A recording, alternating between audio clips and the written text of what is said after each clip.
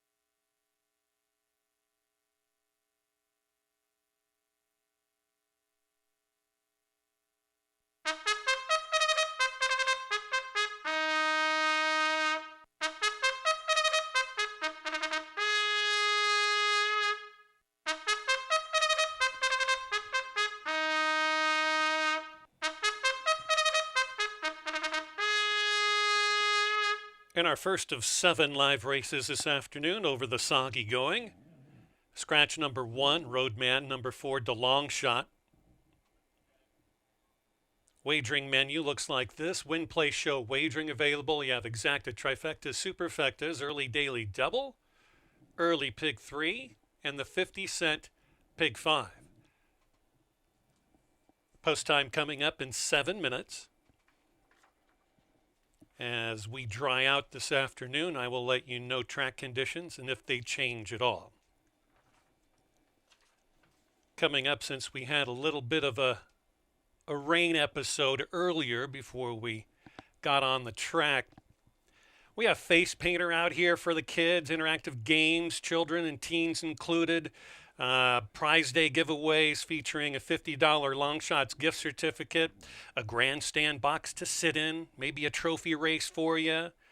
And so not a problem as we welcome the Southern Illinois University Edwardsville folks out here today as well. Hope you have your student ID. You can get a food drink special as well. All kinds of things happening today as we get underway in 6 minutes.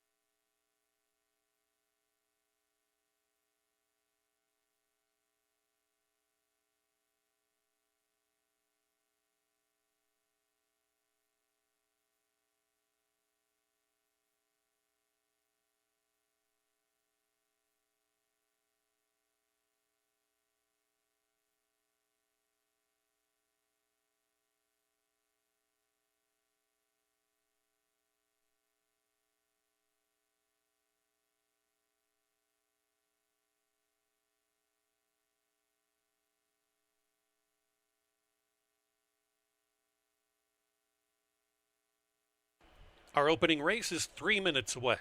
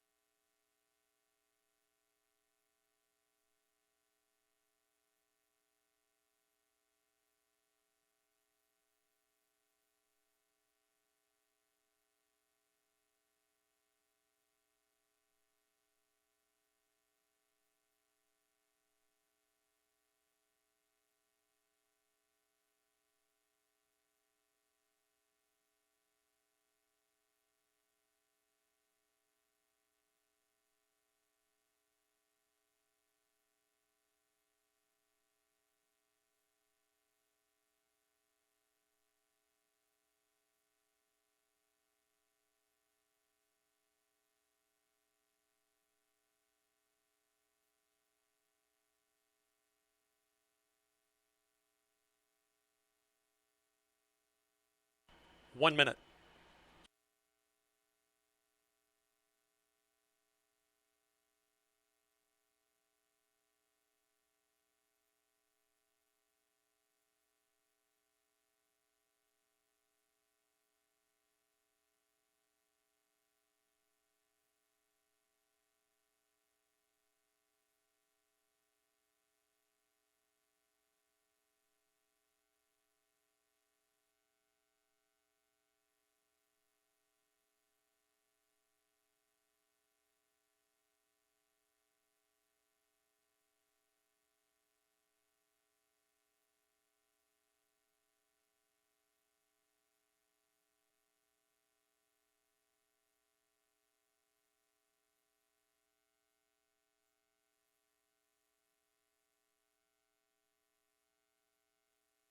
Illinois bred maidens headed to the gate.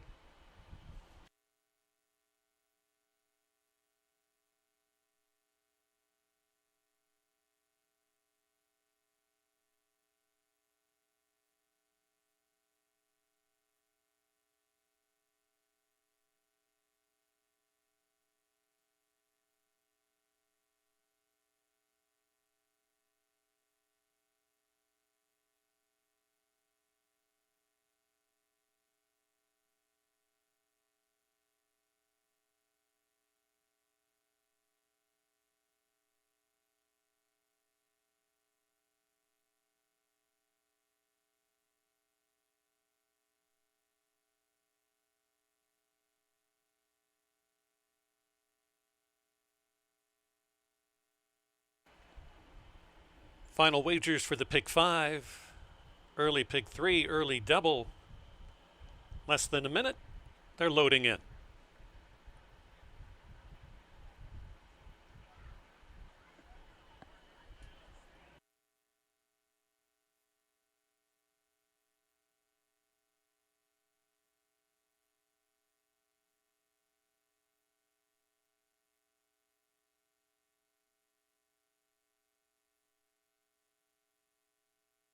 Warshin machine in position our luck.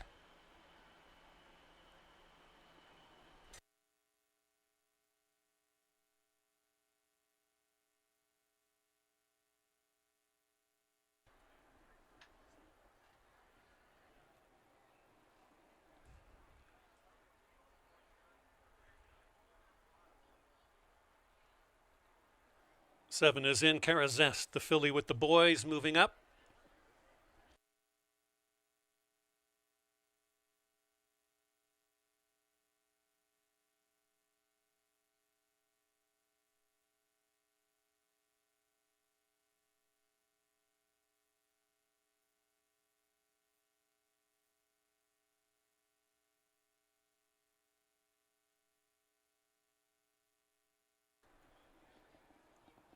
Carazest positioned.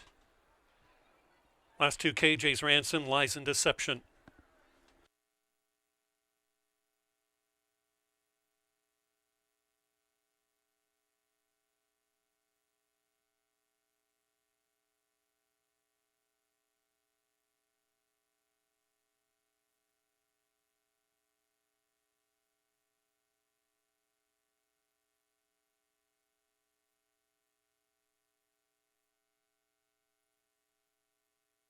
Lies in Deception.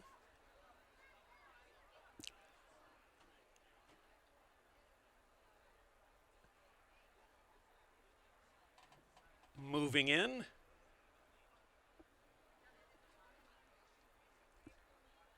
And back out.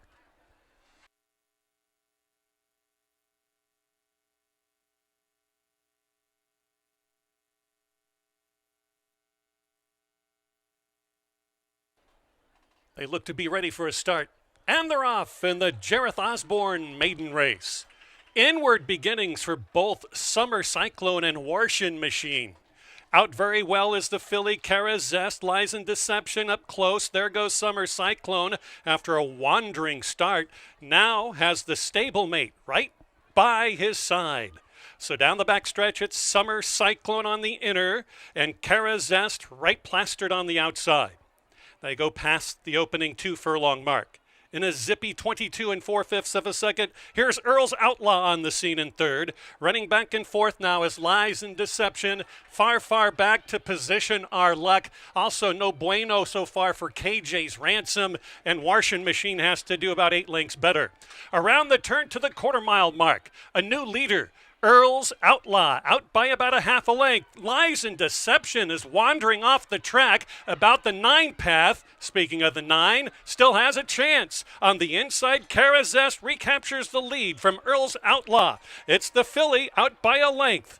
It's Earl's Outlaw second, wandering about throughout his Lies in Deception. Carazest, it's Earl's Outlaw by a whisker.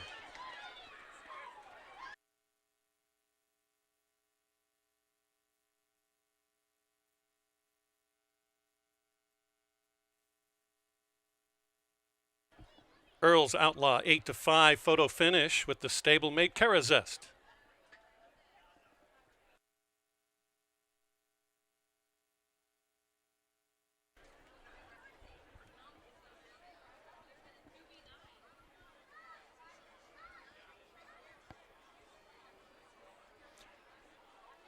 Earl's Outlaw first. Carazest second. Lies in Deception third. Unofficial.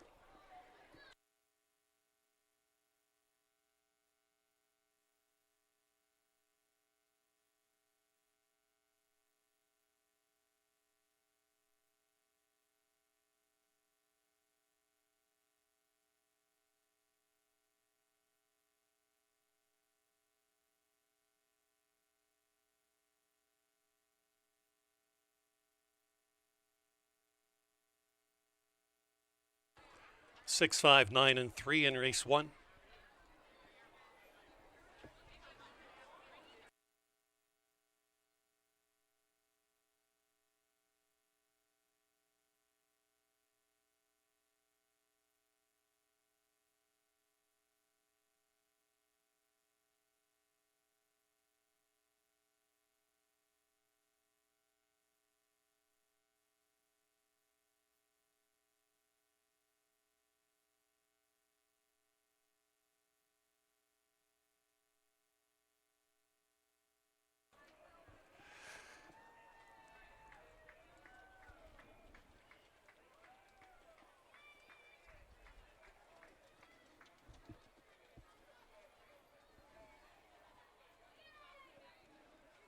Winning time a minute 12 and 3/5 of a second, 112.78 for 3/4 of a mile for Earl's Outlaw. And junkie Javier Tavares, owned by Amado Diego, trained by Gabe Bertana. Earl's Outlaw, 3-year-old gelded son of Tapiture out of the Bellamy Road mare, Glamala, bred in Illinois by Michael Rivas.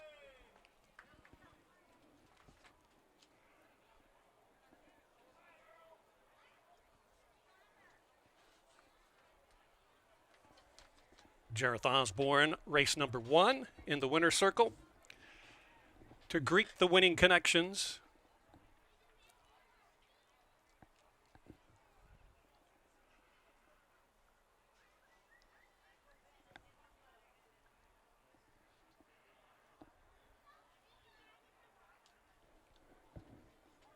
now official with the first.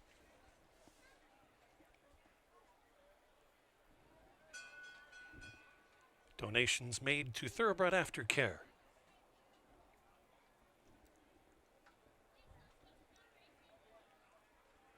$522.42.10 for Earl's Outlaw. Dollar exacta 6 with 5, $5. Trifecta $4.30. Superfecta $4.26. Second race, 6 furlongs the distance, $20,000 starter optional claiming. No changes to the second race. Post time for race 2 in 20 minutes.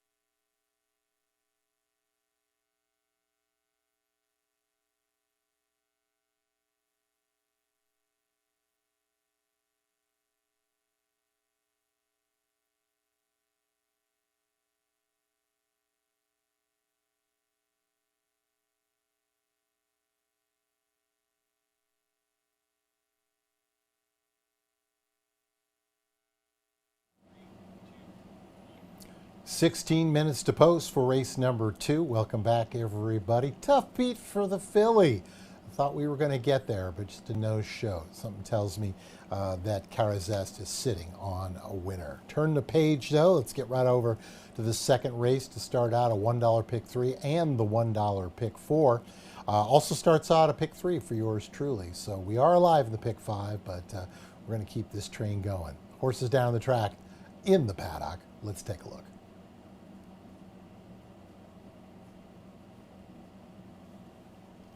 Horse coming down in front of us, 9-2. Decided to take a little bit of a shot here.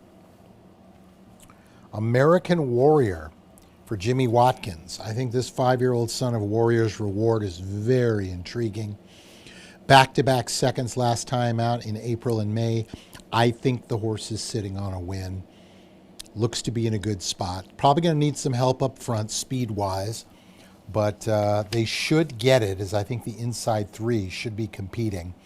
As far as the off-track pedigree is concerned, is a Medaglia d'Oro grandsire, proud citizen with this Maryland bred.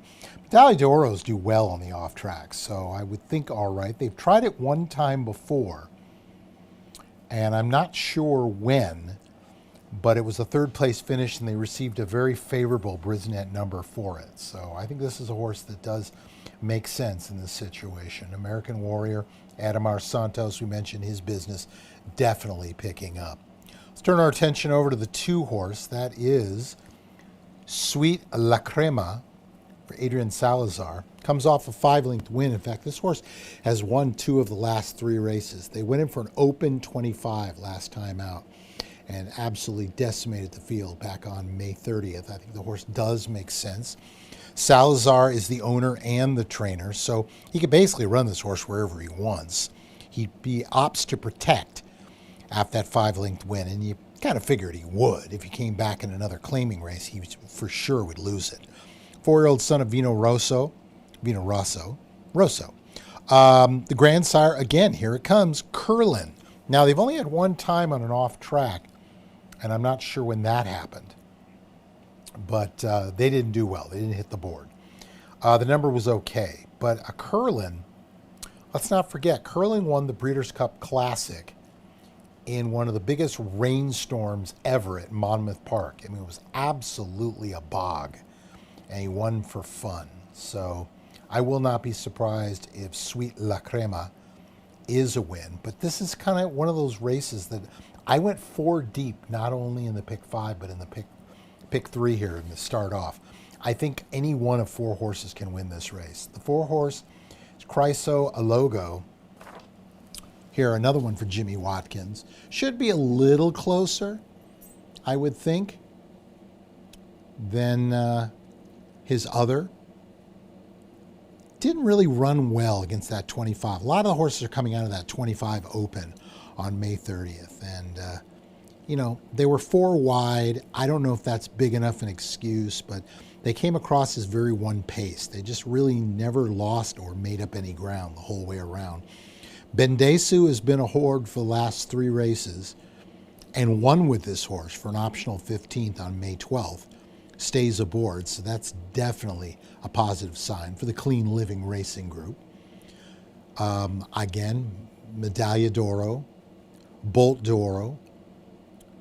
That says that the horse shouldn't have a problem, although, like I said, that one time they didn't do well, but there's no way of telling. I mean, it was sometime probably in early 25 they ran in that race. There, in fact, is Jimmy in the orange. Nice orange there, James. You could see little agitated. It's Chryso Logo. So I think probably the best thing is just to try to get this thing to relax as much as possible. Rounding out the 3, QB9 for Steve Manley. Manley looking for his 9th winner at the meet. 5-year-old son of Ghost Sapper. Here it goes again.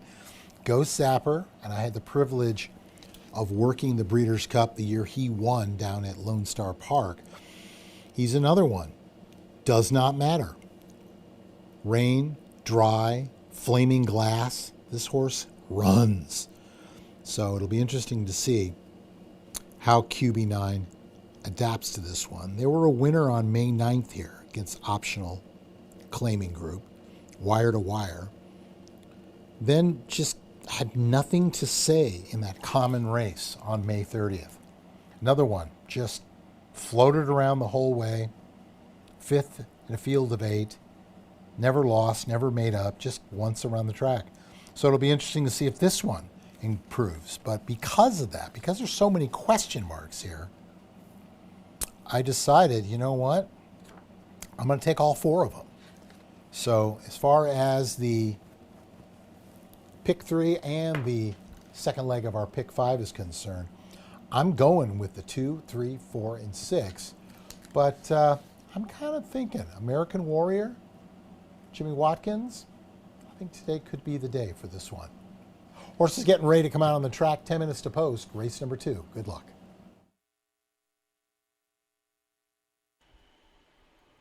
Hey, join us on YouTube. It's something new. We started the meet with it. Check it out, Fairmount Park Racing, and hit the live icon there, and boom, you pop it up. And if you missed the day's performance, the whole thing on a repeat is waiting for you, even if you don't want it. Early pick 4 starts in just 9 minutes.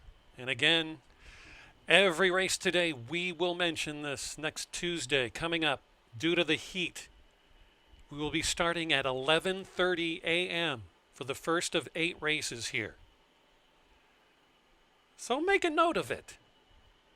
11:30 start time this coming Tuesday.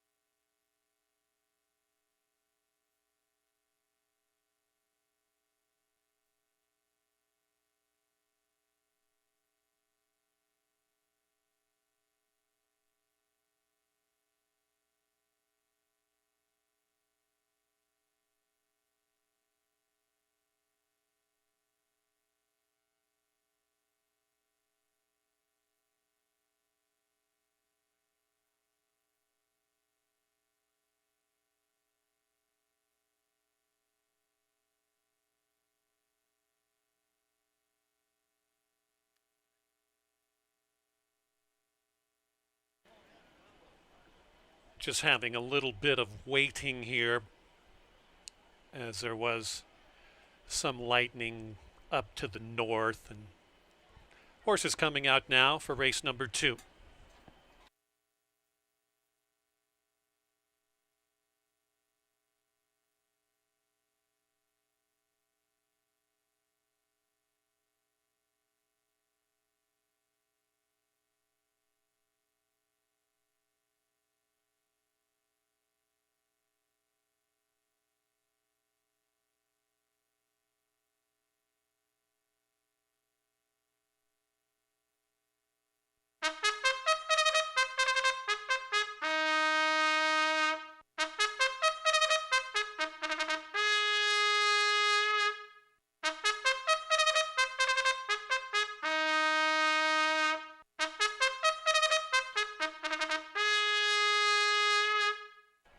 Field of 6 with no changes, sprinting 6 furlongs in the second race. You have another rolling double, another rolling dollar pick 3. Win, play, show, wagering. Exacta, trifecta, superfectas.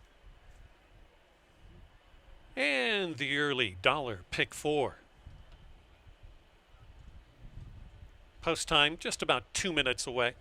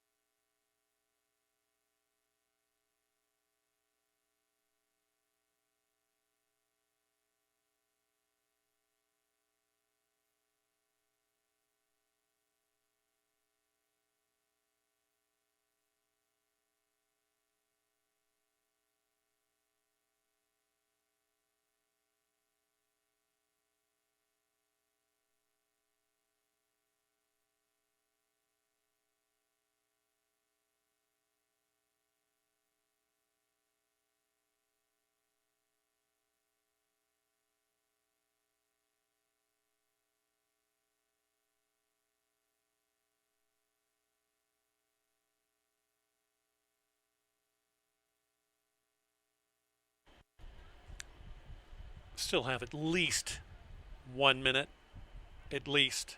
Get those wagers in as soon as possible.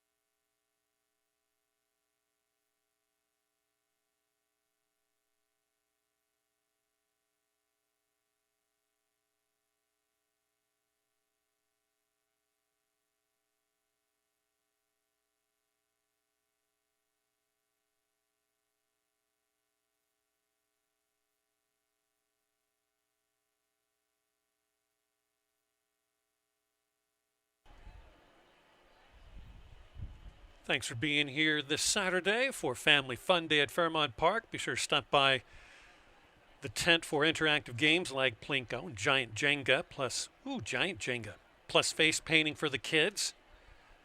While you're here, enter for a chance to win a future day here at the races featuring $50 long shot gift certificate,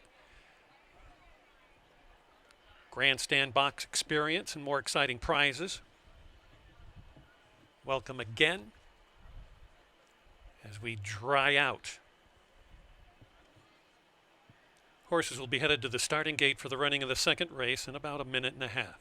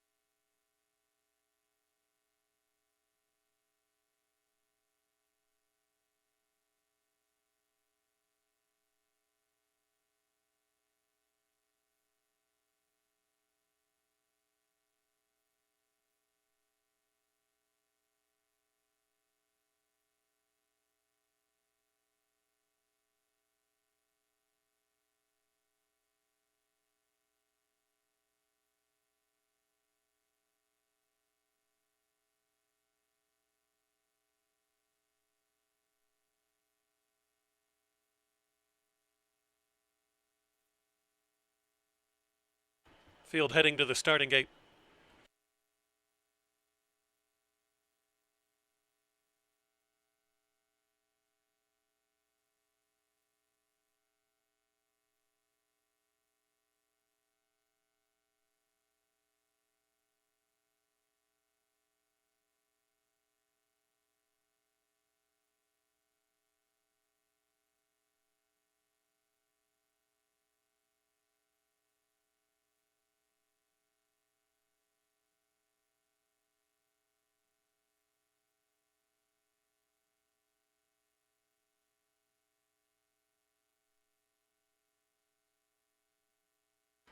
First one to load up is Chavi.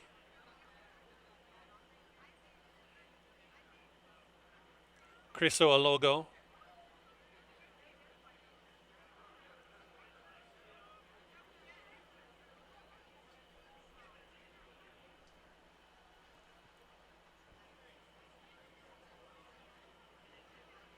Gamotak. Sweet La Crema, QB9. And last in will be American Warrior.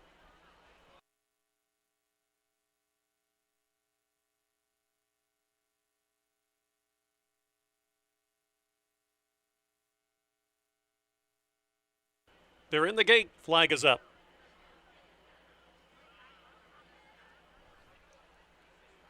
And they're off. Decent enough getaway. Outside American Warrior. Inside of that goes Criso Alogo to take over the front with QB9 now taking over. The rail opens for Sweet La Crema, who's right there in second. Back in third is Criso Alogo. Fourth, giving way to Chavi. Now moving back to fifth is American Warrior. And then down the backstretch run, there's no pace on there for Gamotak. On the front, we have Sweet La Crema and QB9 right together. A very swift opening quarter mile, 22 seconds flat. Chavi is third and on the move. Criso Alogo is fourth. Fifth is American Warrior, and Gamotak has to do a lot better, about 9 lengths better. They're around towards the quarter pole. It's Sweet La Crema by a nose. QB9 is a pest. Here comes Chavi, 3 deep and even wider. Both Criso Alogo, and up the track is American Warrior, and down towards the fence is Gamotak. Wide open here in the second. QB9 tries. Chavi is gobbling up ground. American Warrior late. It's going to be Chavi at 21-1. QB9 second, American Warrior third, and Criso Alogo.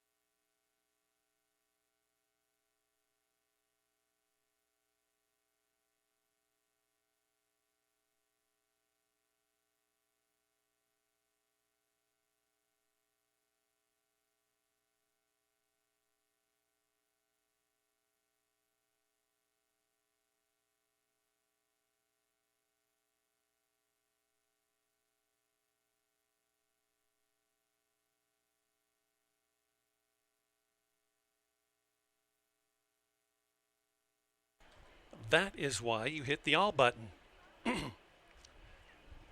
Chavi, by far the longest price on the board. Piloted home by Javier Tavares. Back-to-back wins today.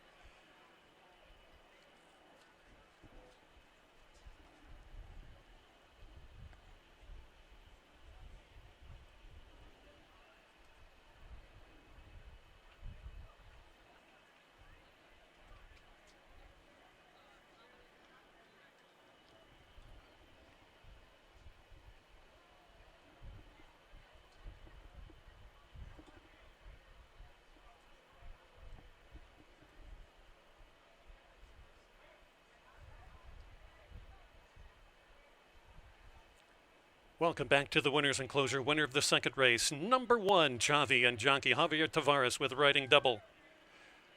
Trained by Frank Randazzo Jr., owned by Kathleen Barbeau. 4-year-old gelded son of Great Notion out of the Dixie Union mare, Sister Pippa, bred in the bluegrass of Kentucky by Silverton Hill, LLC. All 6 ran in race number 2. $43.60, $12.60, $4.20 across exacta. $103.70. Trifecta $162.70. The early double $67.60. And the 10-cent superfecta 1364, $132.94. Race number 3 at 6 furlongs, $20,000 allowance optional claiming race. Non-winners of 2 other than or non-winners of 4 in their lifetime. No changes to race number 3. Post time in 19 minutes.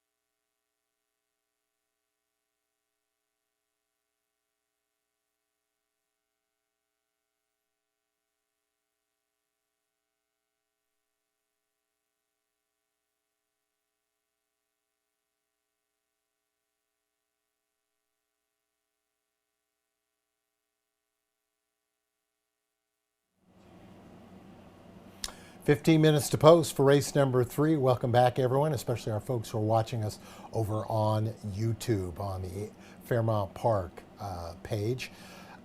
Like I said, that was a race that I thought anybody could have won. I kind of went against the bettors rule book that says if you're going to take more than half the field, you got to take them all. And in that one isolated case, you'd have got the longest shot on the board. So congratulations out to those of you who either liked that horse outright or took the shot. Got to get ready for another race. Third race coming up, 6 furlongs. Optional claim in 20. It's an open group, so no bonus as far as that purse is concerned. Also a $1 pick 3 kicking things off. No scratches in the field of 6. Let's take a closer look.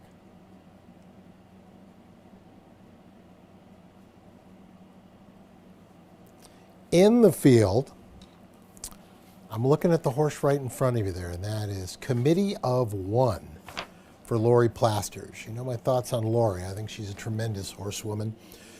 This one comes off a nice win against what I would consider a similar group.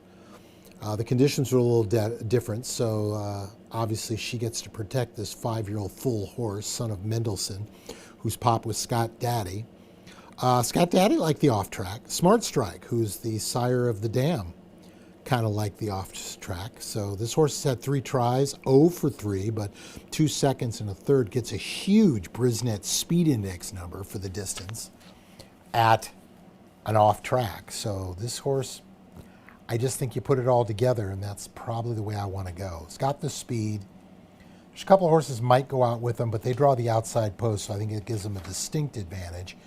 And of course had a June 13th work, 48 best of. So I think all systems are pointing to go. Although the bettors are not right now too excited. They're giving this horse 4-1 odds, which is fine by me.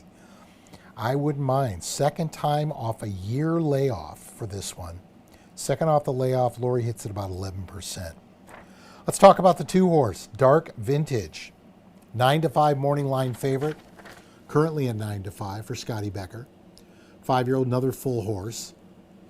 A Dark Angel from the UK acclamation. There's a United States acclamation. That horse could run on anything, but was really preference was the grass.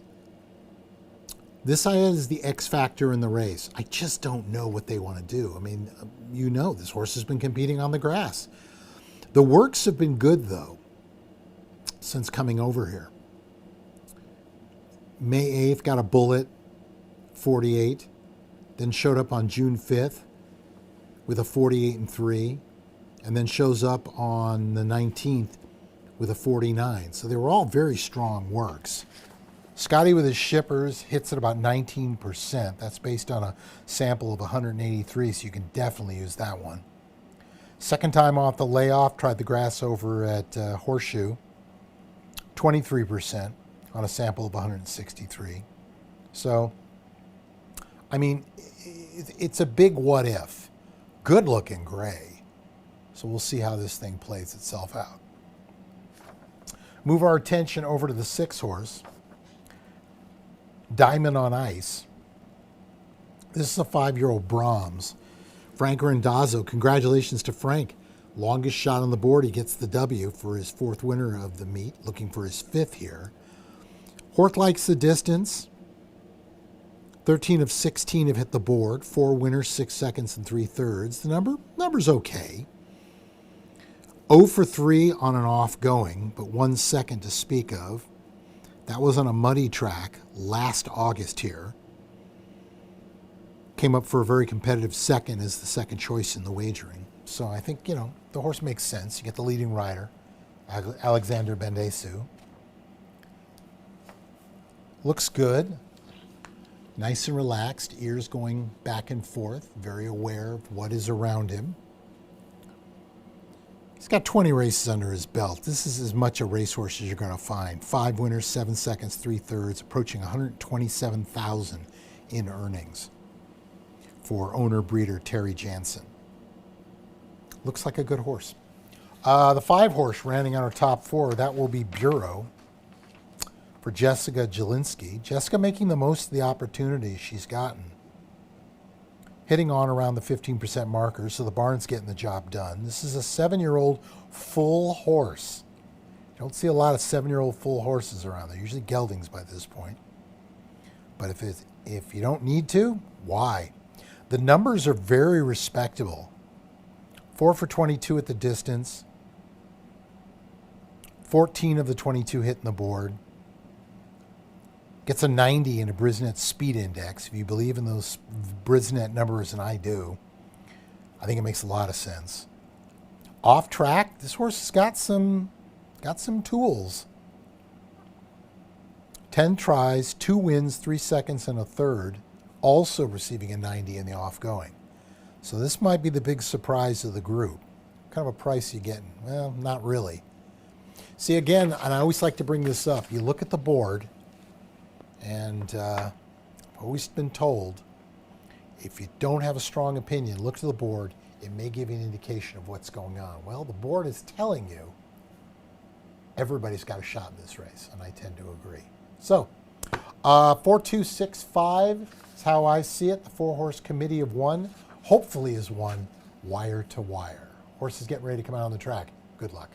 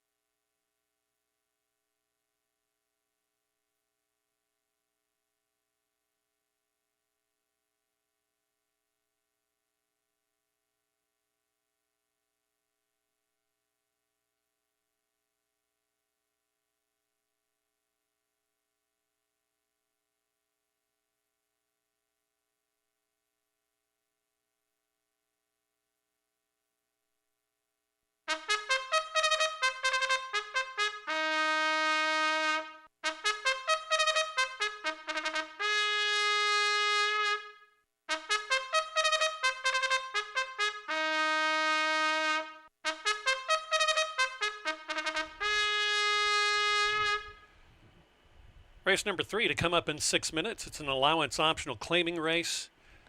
Non-winners of 2 races other than, or non-winners of 4 races in their careers, or they can be in for the $20,000 tag to get into this 6-furlong sprint.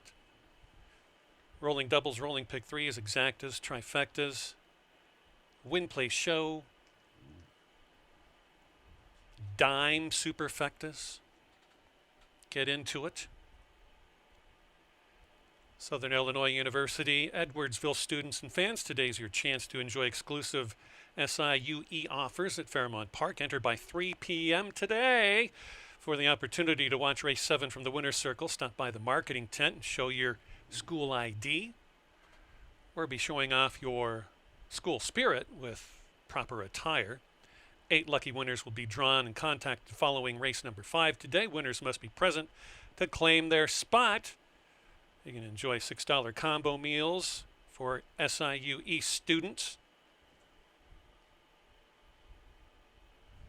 Post time coming up in 5 minutes. Again, on our Tuesday card coming up, because of temperatures being very, very hot, we will be running not at 1:30 Central. We will have our first race at 11:30 a.m. Central Time.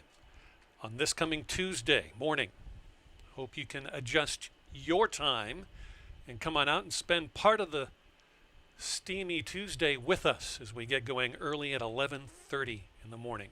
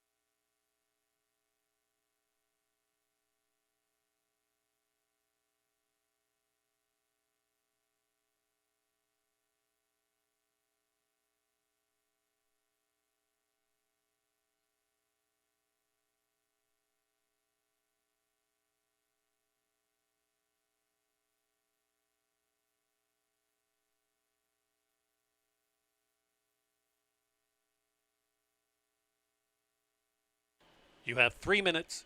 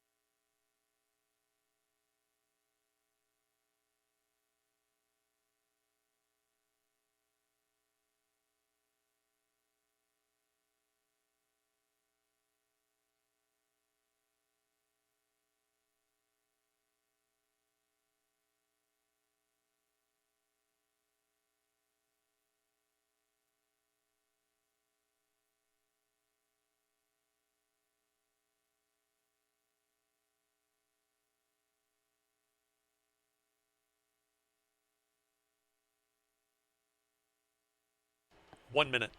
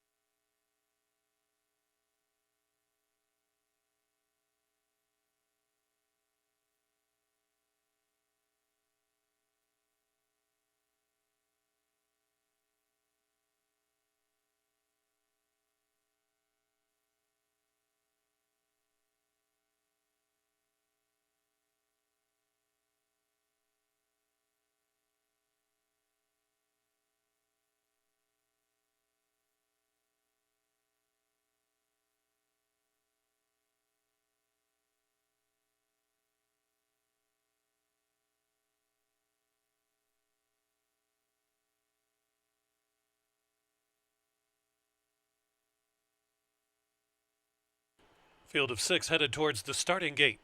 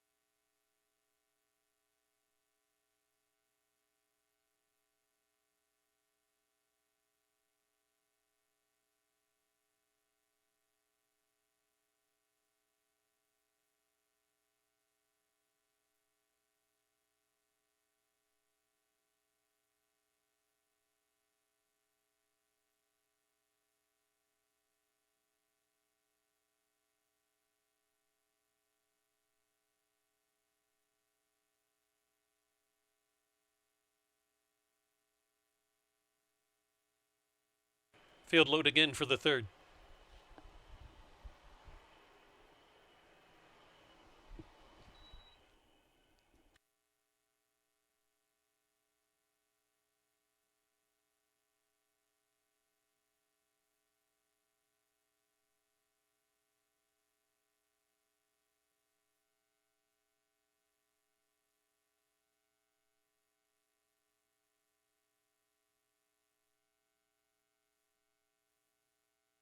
They're in the gate. Flag is up. And they're off. Diamond on Ice broke the barrier nicely with Committee of One to get the front. Committee of One by a length and a half. The hard-charging Dark Vintage from Chile is up on the inside and contesting for the lead. Back in third is Rhodium's Pride, a couple of lengths back to Diamond on Ice.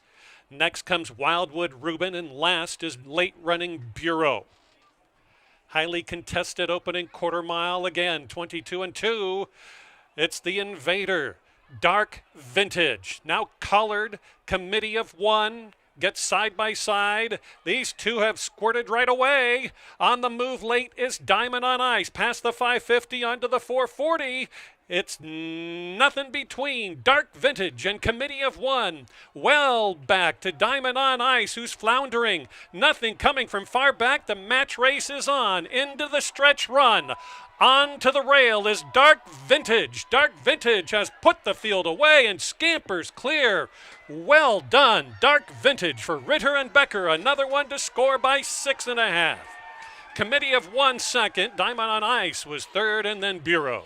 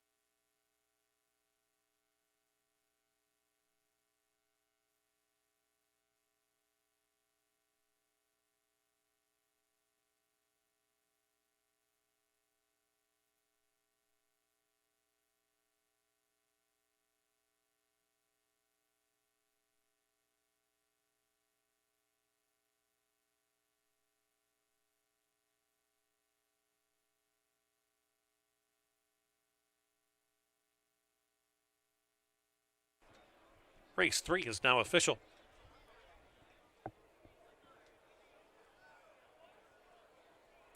Into the winner's circle steps number 2, Dark Vintage, and jockey Victor Santiago.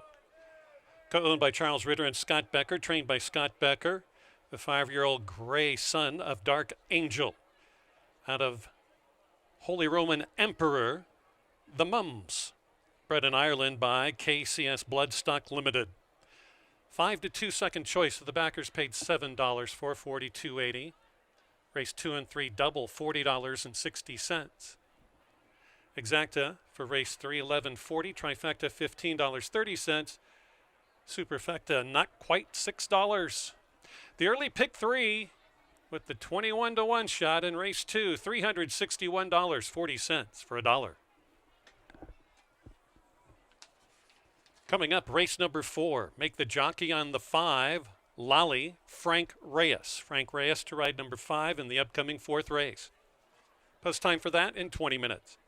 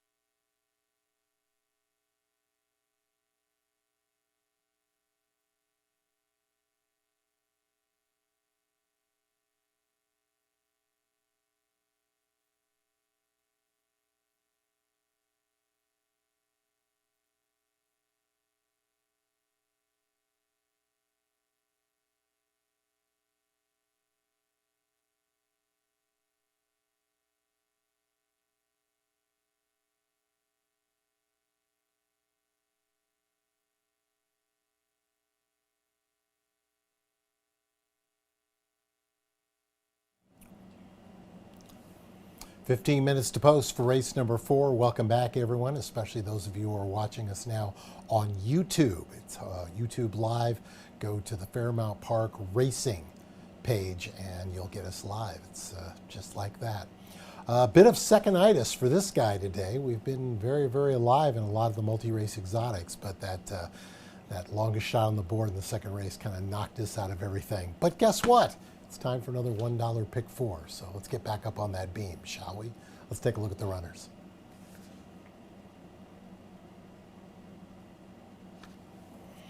Horses in the ring for this 5.5 furlongs. These are state bred, Illini, optional 20s, non-winners of 4 lifetime. You guessed it, you got the bonus going for a $40,500, including $20,000 and all other sources. Once again, this is the reason why you should be playing. Or more importantly, this is the reason why you should have Illinois breds here at Fairmount Park. Looking at the 4-horse smoke, just like everybody else, 2-1 currently in this field for trainer Larry Ravelli. Julio Felix gets the call. She's a daughter of Adios Charlie, Indian Charlie. There shouldn't be a problem with the off-track. They've been in an off-track before on a sloppy track last April. Not this last, but the year before. And they won. So this should be exactly what this horse wants to do. I think they are the speed of the speed. I like the way the horse is just very relaxed. Just kind of waiting for the tack to show up, which just arrived. And get ready here for trainer Larry Ravelli. Ravelli's hitting at 50%. He's only had 2 horses here at the meet, but he has a win and a second. On the year as a whole, with 126 starters to date, he's got 39 wins at 31%. So, yeah, he knows what he's doing. I think the horse makes a tremendous amount of sense. If you want to use another horse in the race, maybe you go with the 6-5 morning line favorite, and that is Disguised Devil. That's the one. The other Larry Ravelli, who comes off a 2-race win streak, both right here at Fairmount Park on the 12th in May and 9th of June, respectively, against the condition. Was in the Michael Rivas barn, now goes to Larry Ravelli. The horse is a 1-for-5 with 3 seconds at the distance. Never tried the off-track before. The lineage says they should be okay at it. Got a Jimmy Creed with a Sky Mesa mare. This one bred by Michael Rivas. So I'd get it if you like this horse. And the bettors right now, it's tough to turn between the two of them, but are giving a slight monetary lead towards the 1 horse. Move your attention to the 5, Lolly, for owner, breeder, trainer Frank Kirby. Make the rider Frankie Reyes. Reyes takes over. Olaf OK Hernandez not here this afternoon. The horse, gets the job done, although is an 0-for-3 at the distance with a second and 2/3, and is an 0-for-2 on an off-track with a second and a third. The Brisnet speed numbers indicate this horse has one of the top numbers. So if you were going to go 3 deep in your pick 4 ticket, I get it why you'd want to take this horse. I think they're going to need a little help up front. Both those off recently were on good tracks, and you know my feelings on that. A good track is a tiring track. I know technically it's an off track, but it's just a dried out, tiring track. So I'm not sure if a traditional sloppy track where speed would be more prevalent would be what this horse wants to do. Move the attention to the 3, Bikini Martini.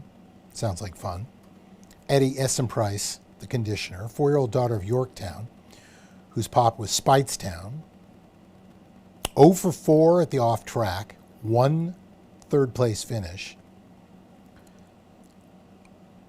That was back on October 28th, right here at Fairmount Park, against what would be considered a similar group on a sloppy track. And they were in a battle the whole way around. Ended up getting beat 3rd by 3/4 of a length. Adamir Santos maintains the mount. He had it last time out. He's ridden this horse before. This horse got a little bit of speed. I'm not sure is fast enough to compete on the front end with the aforementioned Smoked, but I'm sure they'll give it a shot. Drawing the rail trip, their hand is kind of forced. I don't think they're going to want to have Smoked come over on them and then have to get around everybody. So we'll see how that plays itself out. $1 pick 4, $1 pick 3 being offered here. I'm going to use the 1 and the 4 here. Disguised Devil and the 4. Smoked. Smoked, I give a slight up as far as the speed is concerned. And I think Smoked, hopefully, will smoke them. Good luck.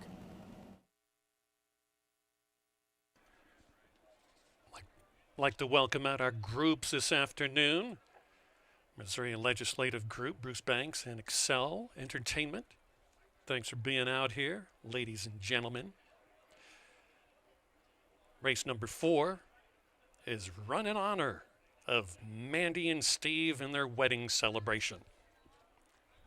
Remember Frank Reyes to ride that horse, Lolly, number 5, in the upcoming 4th race that starts the late dollar pick 4.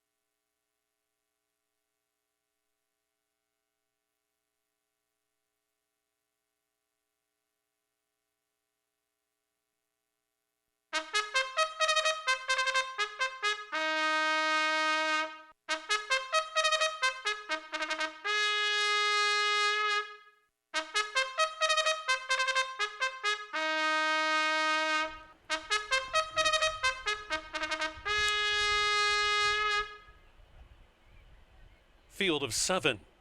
Illinois bred or foaled, fillies and mares that have never won 4 races or in for the optional claiming tag of 20,000. Frank Reyes to ride number 5.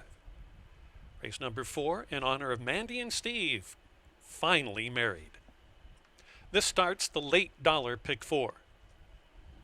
Post time in 6 minutes.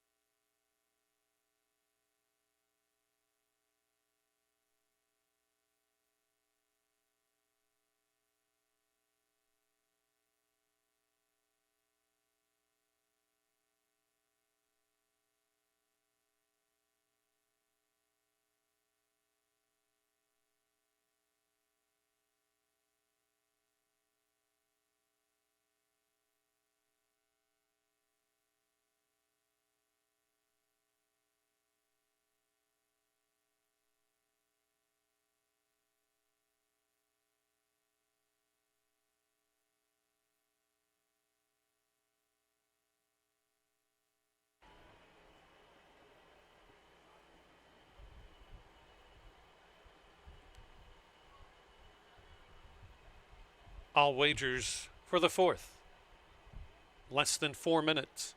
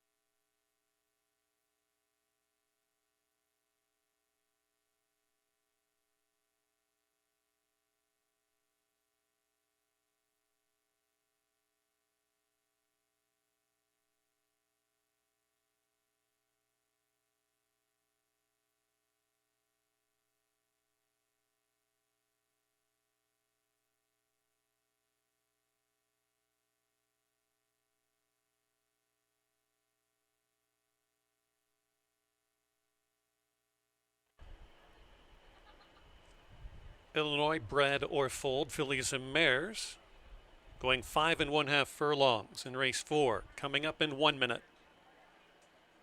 Just another reminder, upcoming Tuesday afternoon card has been rescheduled 2 hours earlier than normal. Start time, first race of 8 to go off at 11:30 a.m. this coming Tuesday. Due to the extreme heat, we will go back to 1:30 post time a week from today on July 4th. Excellent.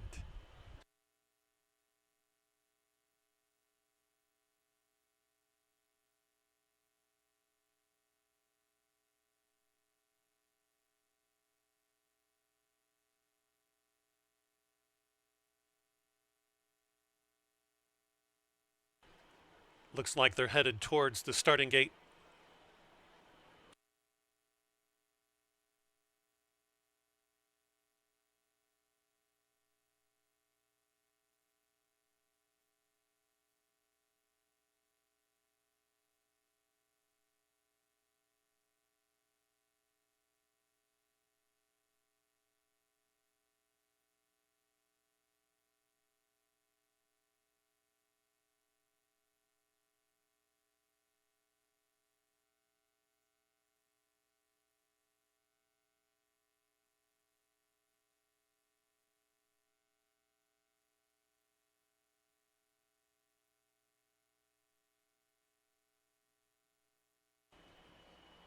Final wagers for the fourth.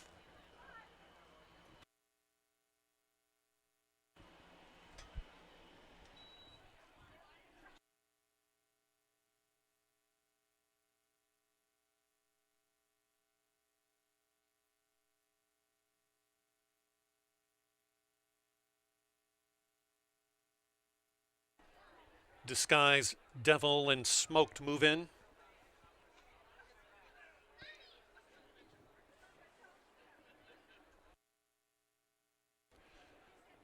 Devil and Lolly.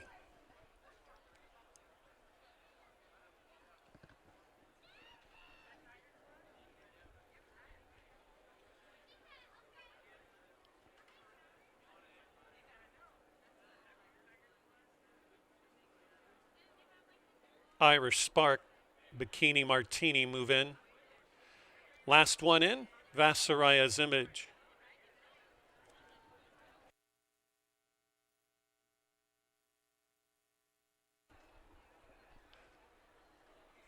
They're in the gate. And they're off. Quick start in the center for Smoked. Here comes Disguised Devil in second. Running third and fourth is a team wider to Lolly. And on the outside of that is Irish Spark fourth. Fifth is Bikini Martini between and ducks down to the inside fence.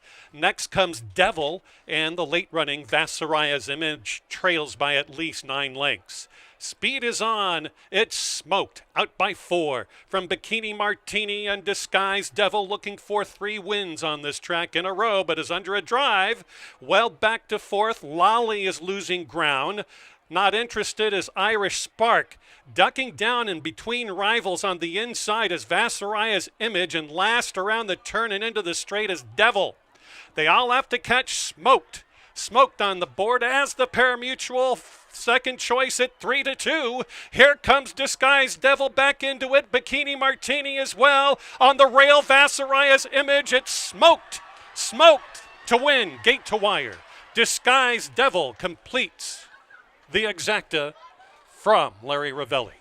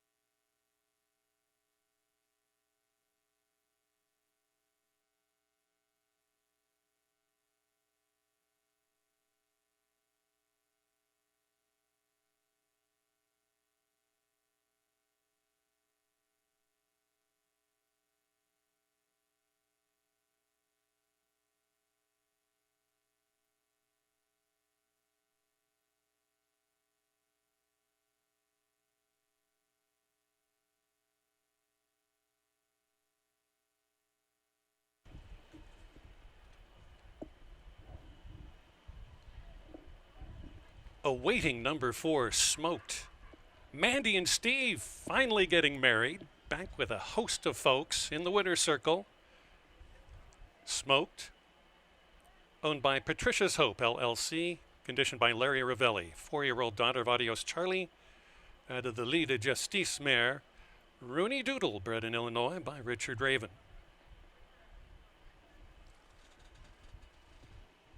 3-2 second choice.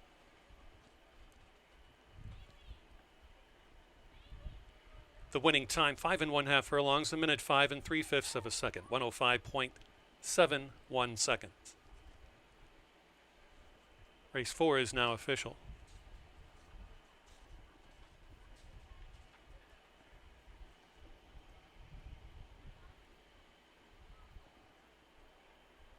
No changes to race number 5. We go 2-turn, a mile 70 yards, $5,000 claimers, 3 years of age and up, that have never won 4, with no changes to race 5.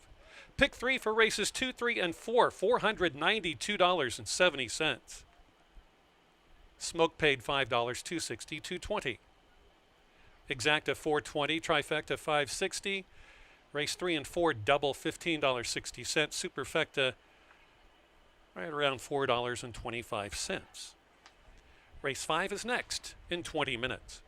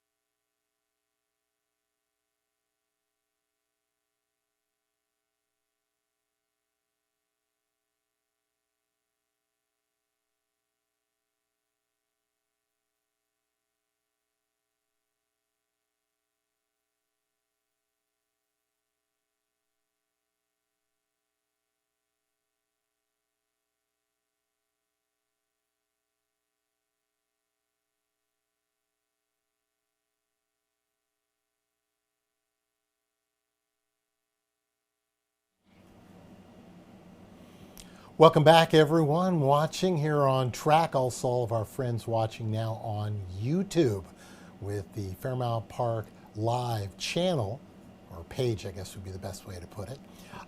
We got ourselves our first two-turn race of the afternoon, mile and 70 yards, 5,000 non-winners of 4 lifetime. This is going to kick off also the final $1 pick 3 of the afternoon. Looks like a decent field, a field of 10. Good field for that mile and 70 yards. Let's take a look at the runners.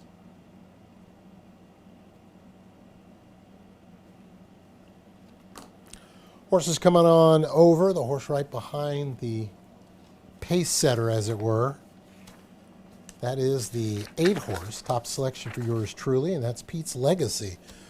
Eddie S. and Price sends this one out. Could be one of those situations where just not sure. I mean, he's 2 for 6 at the distance with a second and a third, so 4 for 6 hitting the board. He's tried the off track twice. One time on a good track, ran a decent race. One time on a muddy track, was involved very early in the race and just backed out of it. So not sure what we're going to get from today, but I think this horse is interesting nonetheless. The grandsire's Medaglia d'Oro, the sire of the dam is Mineshaft. The off-track should be okay for this one. I think should be okay. So we'll see how this thing plays itself out. Rainier Arietta gets the call. He's been aboard for the previous 3. This was one of those kind of races that I just wasn't too sure how I wanted to play on this one. So we're just gonna sit back and hope for the best, I guess is probably the best way to put it here.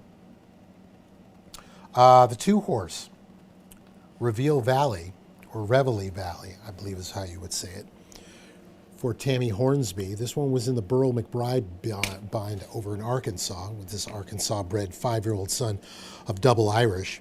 Tammy's business is definitely picking up recently. Her horses are running pretty dang well. She's hitting at 33%, hitting the board. She's got 3 of 14 in the winner's circle. This one's coming off a pretty big defeat, or actually the last 6 starts. The horse has got speed. The big question is, can they finish? And so far, they haven't demonstrated they can. Using the horse, but not with a huge amount of confidence. This is one of those races that if I can just survive this one, I'll feel a little better about that late pick 4. But it's not easy. I mean, they've got speed, and I'm guessing should probably be by themselves. And we'll see if Johannes Arengerin can get this horse to relax. Currently hitting at 20% at the current meet. Get our attention over to the 7. That's Nightwind. Nightwind, the barn, hitting at 17%, and 0 for 6 with 2 seconds and a third. This is another one. I mean, this is really kind of race that we're dealing with. I look at the form of this horse going back to Lone Star last year in May, and it's just nothing to write home about. There was a second place finish in September last year, but they were 5 beat, and then 5 clear of the 3rd horse in a field of 6. So again, it's a big question mark. Julio Felix gets the call. He's been aboard this horse a couple of times, including that second place finish we were discussing. But I think that really just tells you this is the kind of race where potentially another long shot bomb could show up and get the money.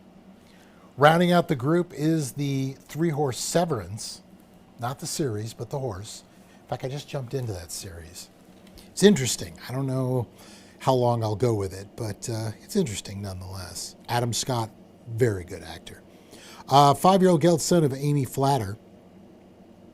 Has been on the off track 3 times, 1 distant third. Comes from way out of it. Can they win? Yes, but I think a lot of things have to go in their favor. Although it is worthy of noting, on May 19th, they went 5.5 furlongs on a muddy track, came from the clouds, 3rd beaten hit a length for the whole thing. But again, this is a mile and 70, and the last time they were on a sloppy track was October 28th, going a mile and 70 yards, and they did absolutely nothing. So This is a race that's a bit of a head scratcher, but I think there's a lot of interesting things that we could be commenting on at this point. So, 8273, not a lot of confidence here, but nonetheless, we're going to go with Pete's legacy. Hopefully, the legacy is a win. Good luck.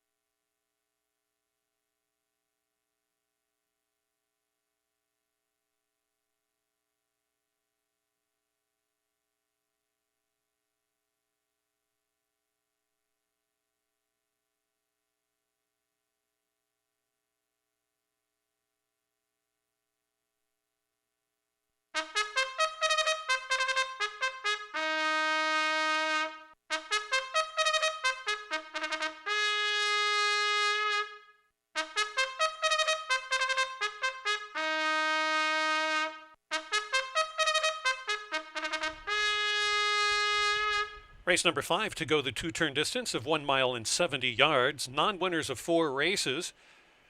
No changes to the field of 10. This starts the final pick 3 on the 7-race card this Saturday. For the remainder, only one slight overweight in the 6th race. Number 4 is +1. And that's your lone change in the pick 3 sequence. Post time coming up in 7 minutes. Track sealed and sloppy.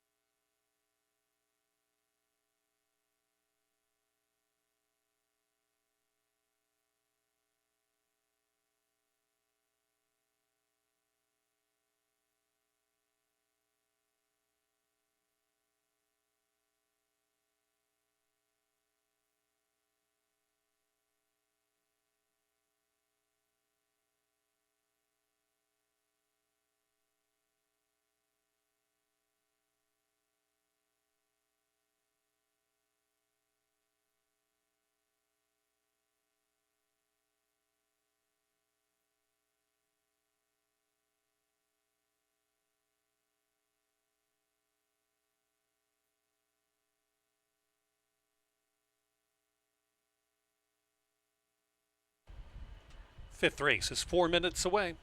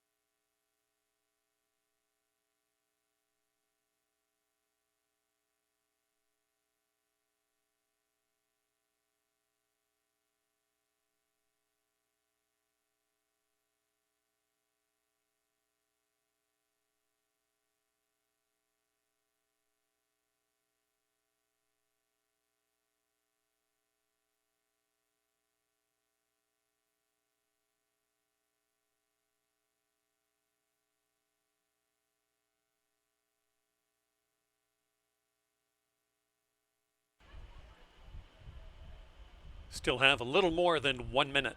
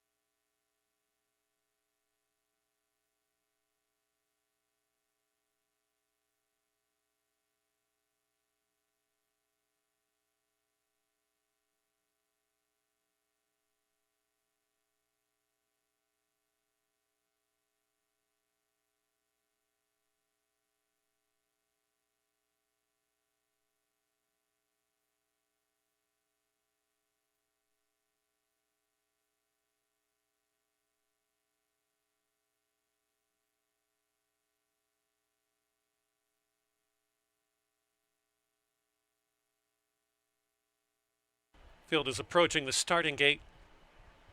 Final wagers for the fifth.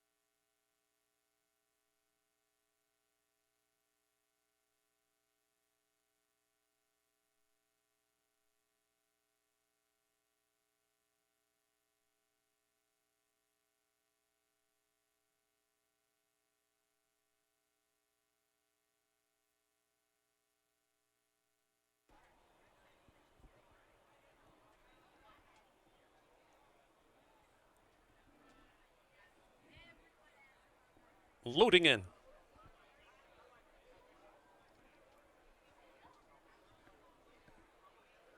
Our heavenly gift first to move up. Assistants working on best man speech.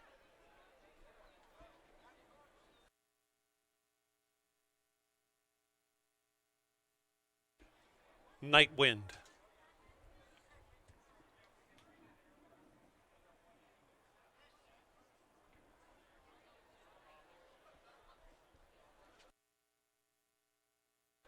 Pete's Legacy is in. Still a handful as Best Man Speech. Race 5, Run in Honor. They're in the winner's circle. The group from Hold the Reins.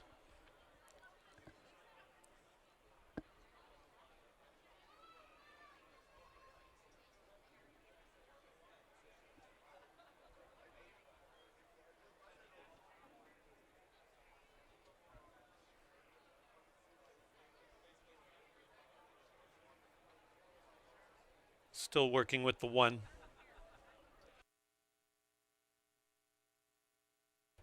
He goes in.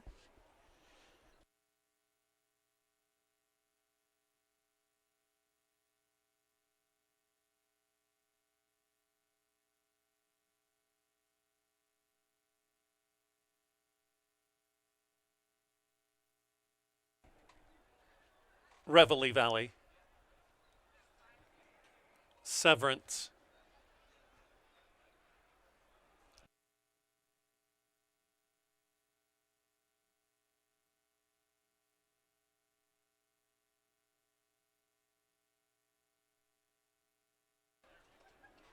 Lake of Fire. Smile Like Kyle, 2 back.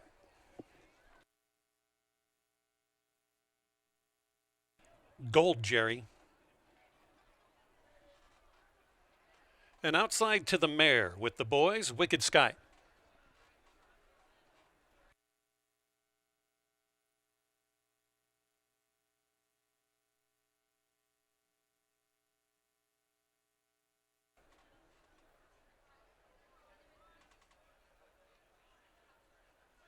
Just about set.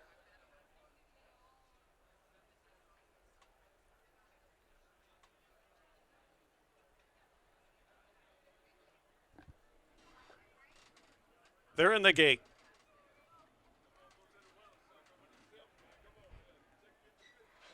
And they're off.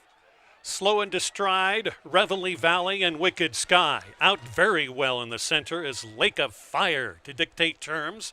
Right in front of Reveille Valley and Severance close up. Wickedly Quick, too, around turn number 1. Our Heavenly Gift is playing early, now backs off. Running in 4th is Smile Like Kyle. 5th is Our Heavenly Gift. Inside of Heavenly Gift is Severance as they go ding-donging it by the 3/4 mile mark. Well back to Pete's Legacy. On the outside of Pete's Legacy, gaining up is the mare Wicked Sky. Way back there is Best Man Speech, and also Night Wind is far back. They ran the opening quarter at 24 seconds flat. Not much between Reveille Valley and Lake of Fire. They're pretty much together, as are Gold Jerry, and on the top side of that comes Smile Like Kyle. That's the superfecta schema thing as they go by the half-mile pole into the second turn. Well back in the group is Our Heavenly Gift. On the inside of that coming up is Wicked Sky, far back to Best Man Speech. They're into the turn past the 550-yard mark. 3 of them vie.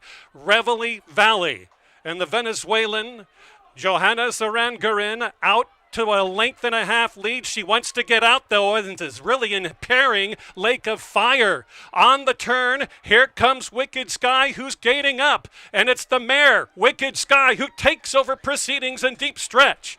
On the inside, gaining up is Severance. Severance going to have to alter course. Reveille Valley is 3rd, but it's Wicked Sky. Here comes Best Man Speech on the scene late to get 2nd. Wicked Sky, Best Man Speech. It was Reveille Valley and then Severance.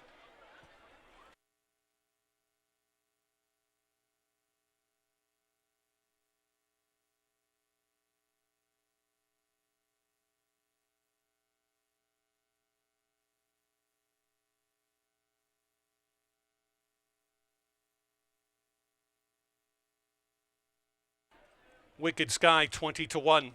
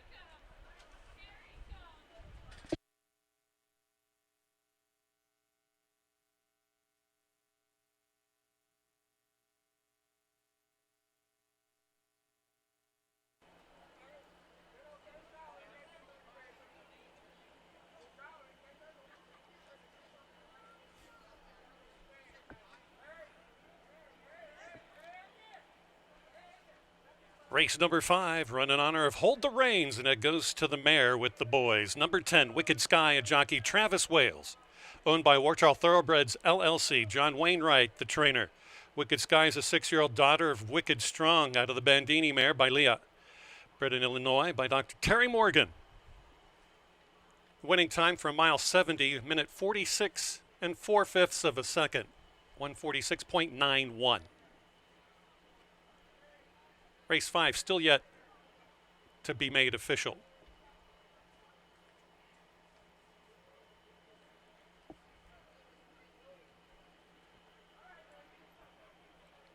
Race 5 now official.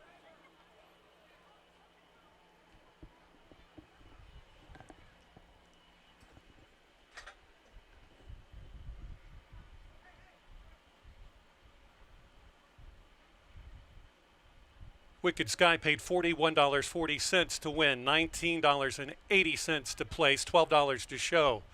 Best Man Speech, $24 to place, $12.60 to show. Reveille Valley, $4.20 to show. Superfecta for a dime, $4,671.63. The Exacta, $433.20. Trifecta, $1,030.90. The Pick 4, over $430. The Pick 5 paid 4 of 5 for $441.45. Pick 3 paid 2 of 3 for $8.50. Again, the early Pick 4, 1, 2, 4, and 10, over $420. Sixth race, 6 furlongs the distance, the HBPA Trophy race. There's a field of 9. The 4 is 1 pound overweight. No changes other than that in the 6th race.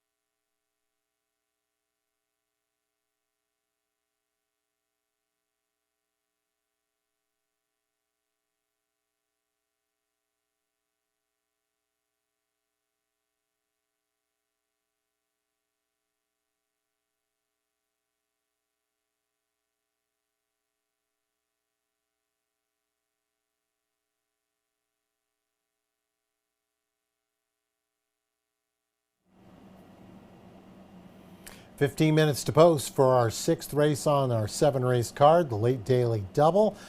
Kind of told you in the beginning, this could be one of those days where the prices were everywhere. We just had a $4,600 superfecta. Yeah. And as far as the pick 4, over $400. As far as the pick 5 is concerned, nobody had 5. It also paid somewhere in the neighborhood of $400. So the money is there. It's just one of those days. You just got to take it and move on. Speaking of moving on, 6 furlongs of distance. These are Illini bred optional claiming 20,000 non-winners of 2 with that $38,500 purse. Looks like a field of 9, no scratches. Let's take a closer look at the participants. 15 minutes to post for our 6th race. 6 furlongs, as we mentioned. The horse right in front of you is the 2 horse, and that is Wildwood Bell. Scott Becker's sending this one out. Speed, well met by the public in the debut on June 2nd, and absolutely decimated the field that particular day. Comes back with a 48 best of bullet work in preparation for this first time versus winners. Not a huge fan of trying to get first time versus winners, but the condition, non-winners of 2, Scott and his partner, Charles Ritter, and co-breeder, are protecting this one, and I think is the horse to beat. Even money, I thought, was a little low, and you could tell right now, if you look at the board, the money is spread out everywhere. So again, it's all going to depend, does this horse take to an off track? If they do, I think people are playing for second. But on the other side of that, there's a horse called Illini bred, the 6, who could be going neck and neck with this horse the whole way around, and they'll compromise each other. If that happens, then I think the 5, I want to say Gog. I'm probably wrong, but I'll say it anyway. 3-year-old gelded son of Painter could be the winner. Now, they broke the maiden at Hawthorne on May 10th, going 5.5 furlongs. Then showed up in the same condition at Fairmount Park on June 6th. The comment line was 4 wide improved. I don't see anything here. I see a horse that made a big move on the backstretch and then just flat out flattened out. Was well met by the public, was a slight betting favorite that day for Michelle Boyce. Luis Colon in town to ride for the SD Brila LTD partnership. They're also the breeders of this 3-year-old gelded son of Painter. As far as the off-track breeding is concerned, it's not bad. I mean, Painter, I don't really know much about this sire of the Damn Brilliant Speed. The only time they were ever on an off-track was a Futurity in October, and they were second best. But again, that was a good track. It wasn't an off-track. I know technically it's considered an off-track, but it was just a drying out, tiring track. And I guess, the fact they ran as well as they did probably is something to be said. So the big question is, can this horse make it on a sloppy track? They're the most likely beneficiary if those 2 horses we just discussed decide to knock heads early. 7 horses called Dream Gold for Steve Fridley. Showed a lot of gumption last time out. Got beat a half a length for the whole thing. This horse has been competing at this level for the previous 5 races. This is the second time off the June freshening. So this horse had been out a year. Showed up here on June 6th and almost pulled it off at 37-1. Most people would say we didn't like him at 37-1. Why would you like him at 4-1? Now 3-1. People are betting this horse hard now. Into Mischief, Golden Sense, off track shouldn't be the problem. Candy Ride on the damn side. Candy Ride could basically do anything. For owner breeder Bob Austin. And Steve Fridley, as we mentioned, he's making the most of the opportunities he's had so far this year. Horse was on the toes, looking good. Rounding out the top 4, Adam 5-0 for Robert Pompel. Angel Stanley comes off a maiden win. Will be facing winners for the first time. Breeding-wise, I'm not sure if they want an off-track. They've got a little bit of speed. They draw the outside post, so you know their hand is kind of forced. Anil Stanley is a very aggressive rider this season, and his wins are showing why. For a barn that's hitting at 17%, it's tough. It's tough. I mean, it's first time versus winners. So, did they grow off that last race? Absolutely. Did not drop down in class, looked good in the process. But that's going to be the big question. Can this horse move up after a really strong maiden win? First time versus winners, not an easy thing to do. Although a non-winners of 2 might be a little easier than most. So 2, 5, 7, 9, the selections for yours truly. Wildwood Bell, 5-1. Ooh, I'm probably reading this completely wrong, but I'm going to stick with the Becker trainee. Good luck.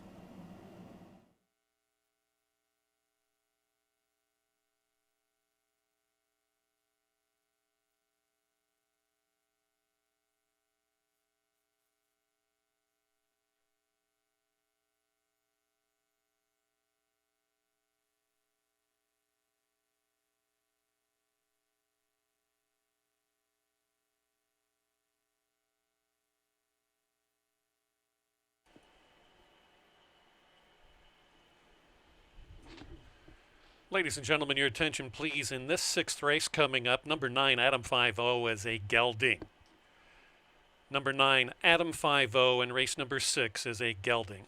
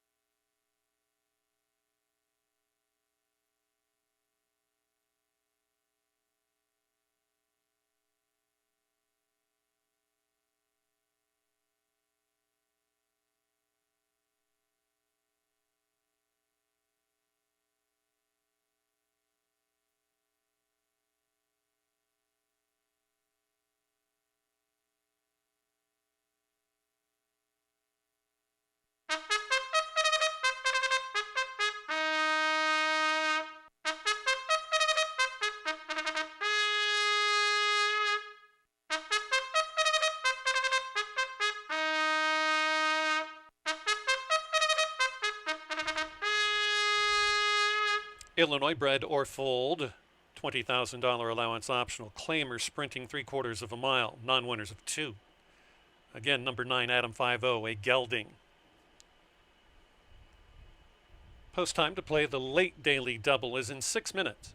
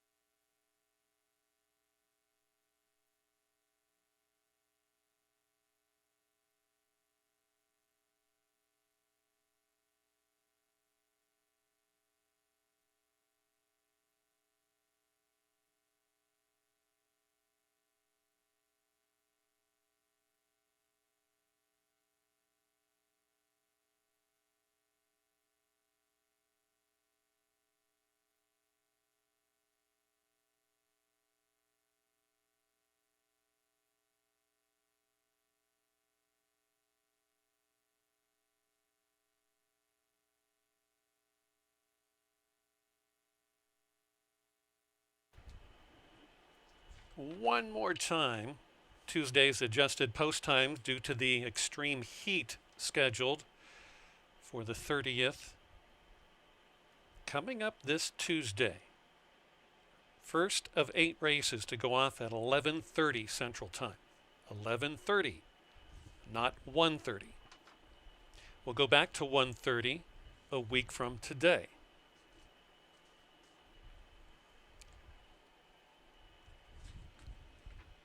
Post time for race 6, 4 minutes.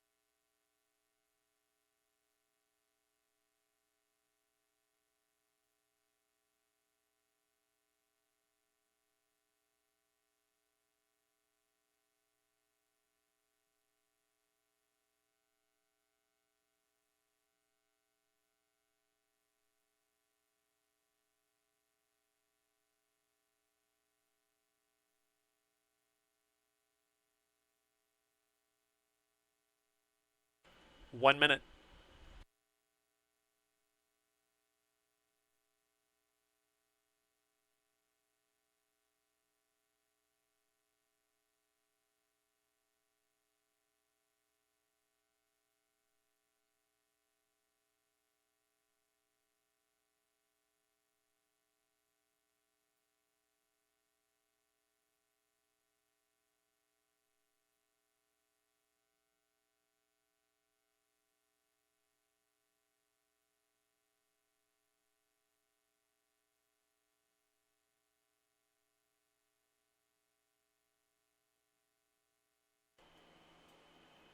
The field is approaching the starting gate.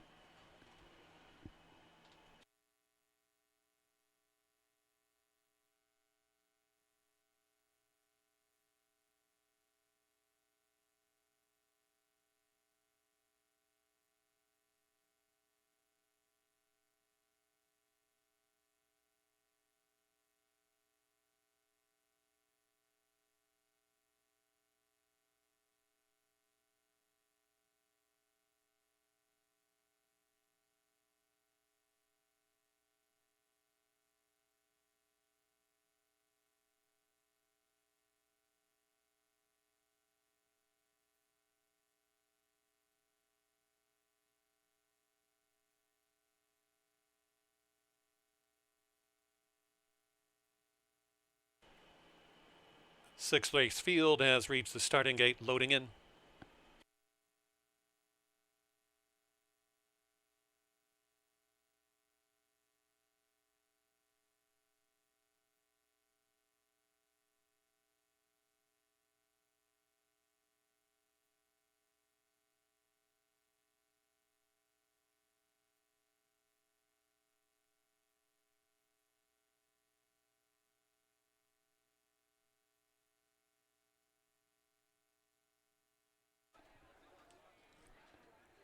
Dream Gold moves up.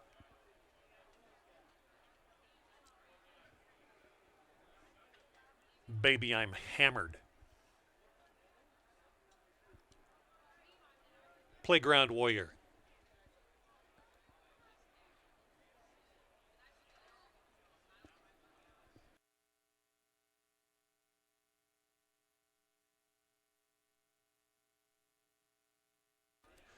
The 8 steps in.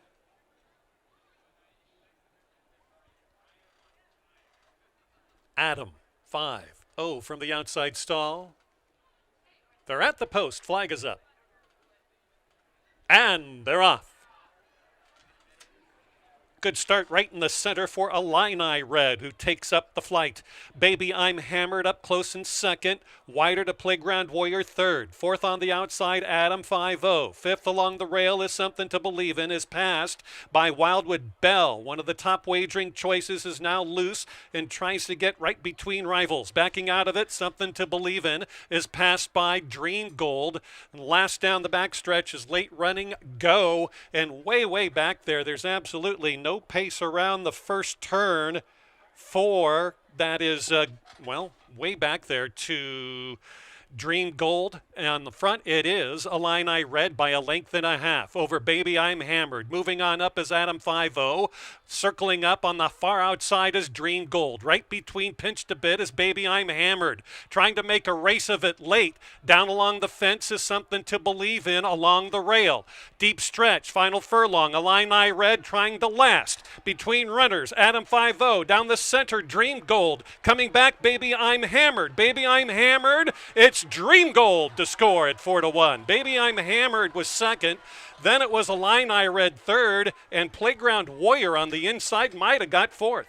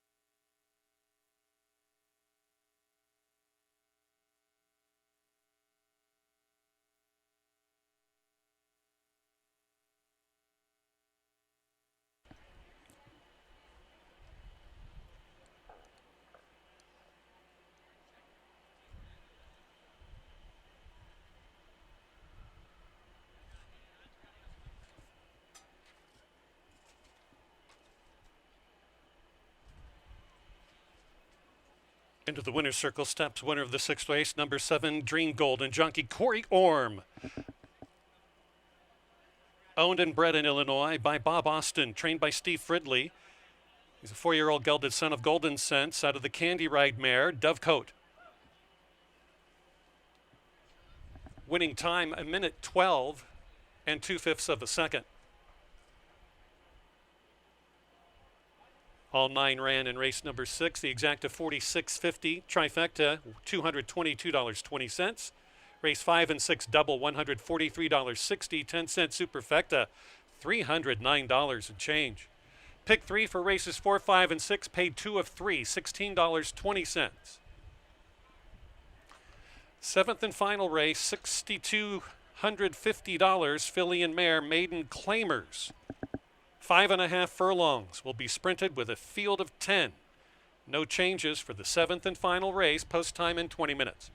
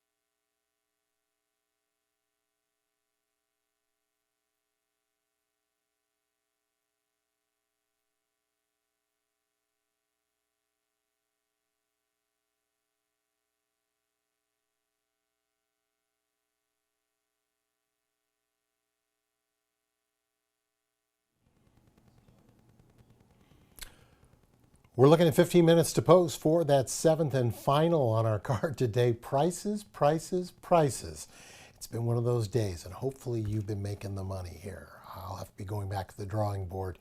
A lot of second-itis for yours truly. But, hey, that happens. Anywho, reminder, coming up on this Tuesday, it'll be our next day of racing, there is a heat advisory throughout the Midwest. So we have decided to err on the side of caution. Post time will be 11:30 Central, 11:30 a.m. Central, as opposed to the usual 1:30. Want to make sure you are well aware of that. If you can't make it to the track, you can watch right here on YouTube channel with the Fairmount Park page, Fairmount Park Live Racing. So you just want to check that out and you'll be able to watch it. And also a reminder coming up the following Saturday, that's a week from today, 4th of July, celebrating right here at Fairmount Park. Make it a point to be with us. I'll be in town. It's going to be a lot of fun. Meanwhile, we've got 5.5 furlongs the distance, as Keith mentioned earlier, maiden claim in 62.50 for fillies and mares, 3-year-olds and upward. We got ourselves a full field of 10. Let's take a look at the runners for the Get Out race.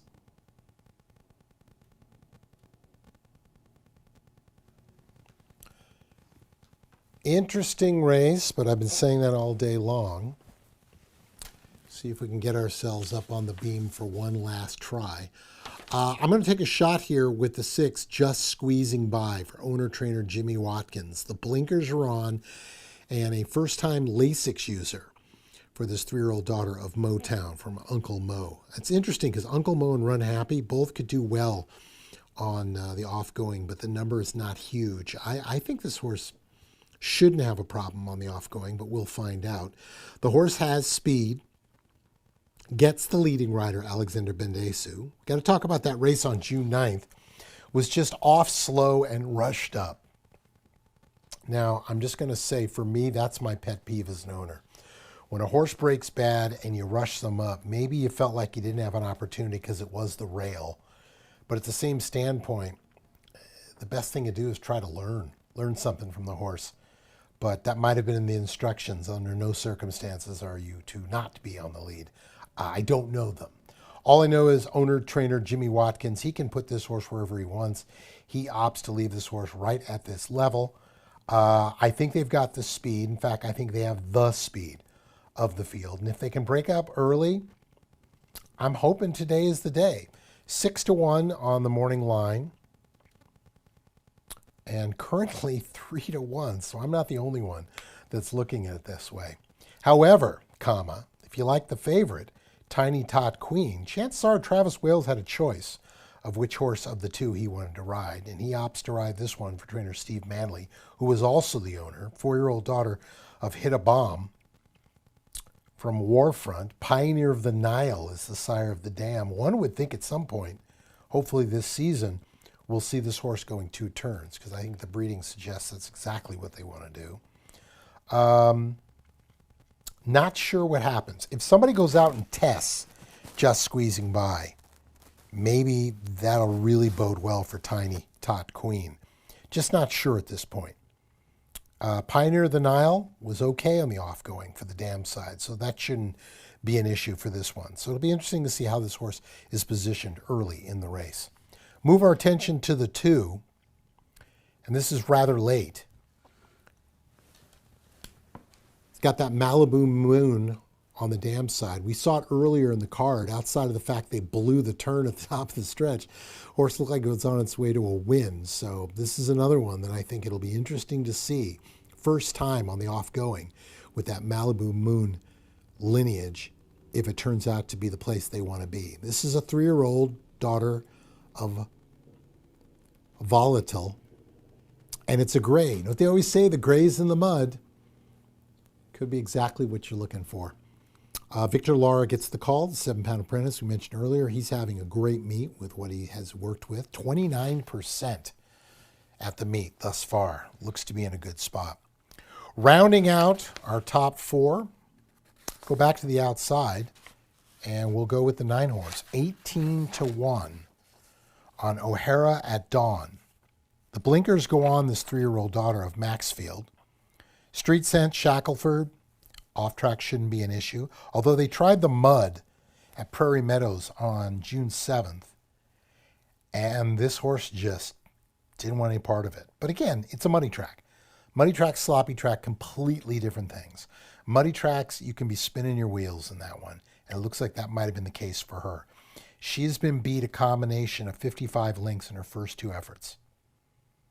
So she comes in here, she works a June 19th, 102 and 4. And I think they're hoping for the best. They put the veteran rider on, Julio Felix, aboard. And as I mentioned, with the blinkers going on, hopefully this horse maybe, as far as I can see, it might be just more of a focus thing. And that's, blinkers, people see blinkers and they immediately say, it's got to be for speed. Well, it's not necessarily the case. Sometimes it's just focus. It could be both, actually, when it's all said and done. So 6-7-2-9 is how I see this race. Again, this is going to do it for our card today, but as a reminder, on Tuesday, it's going to be a heat advisory in the Midwest. So our post time has been moved up from 1:30 a.m. p.m. to 11:30 a.m. Why am I saying time-wise? 11:30 a.m. I did get it right. So it'll be an early post time, 11:30 a.m. on Tuesday. And as a reminder, coming up a week from today on Saturday, it is the 4th of July. Make it a point to spend it with us here at Fairmount Park. That's going to do it for me. For our track announcer, Keith Nelson, he's still got a race to call. For all of you who are still alive in all your multi-race exotics, good luck. Have yourself a wonderful evening. On behalf of everyone here at Excel Entertainment, have yourself a wonderful evening and good night.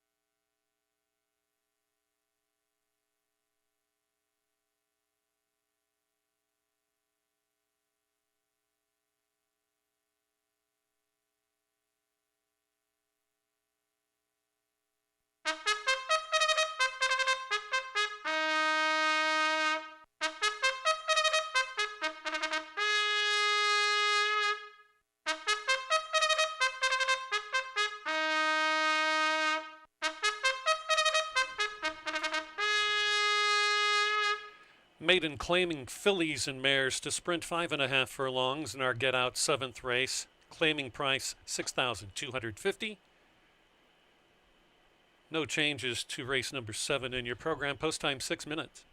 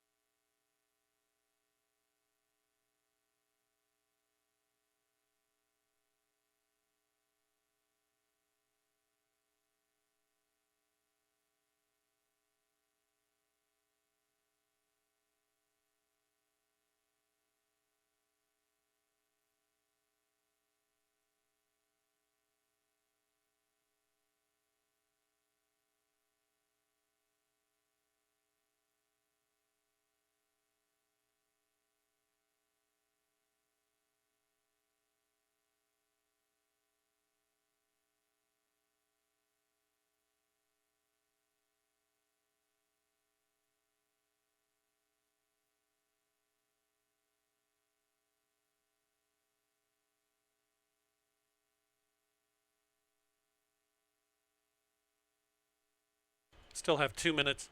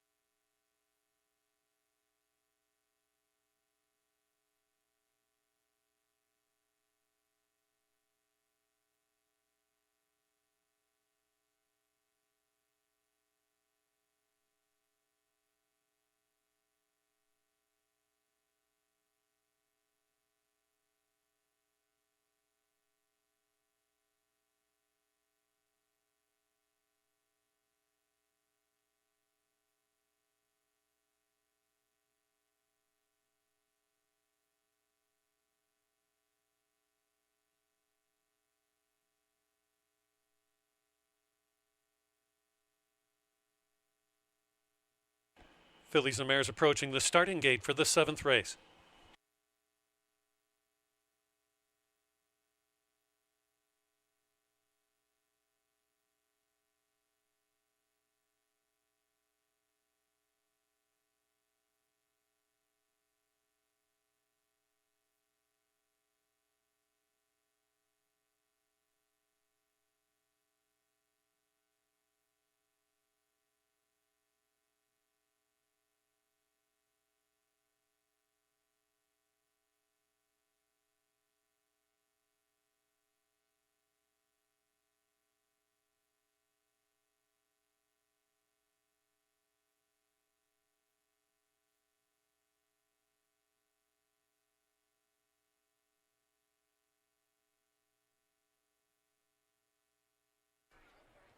Maidens have reached the starting gate.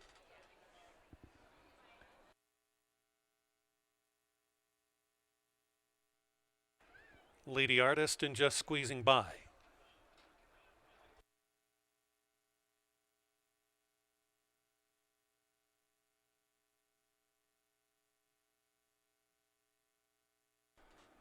Rather late. Tiny Tot Queen.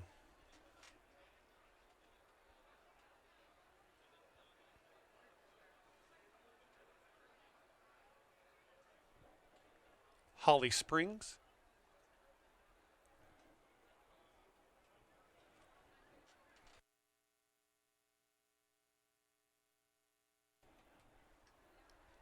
Dark Diamond.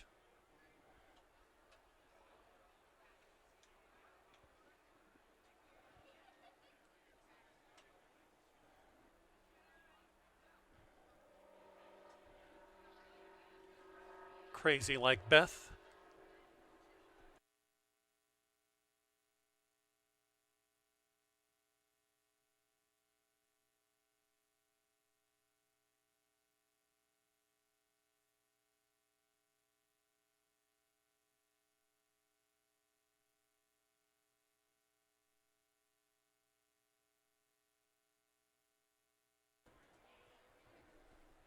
Jockey off the 8.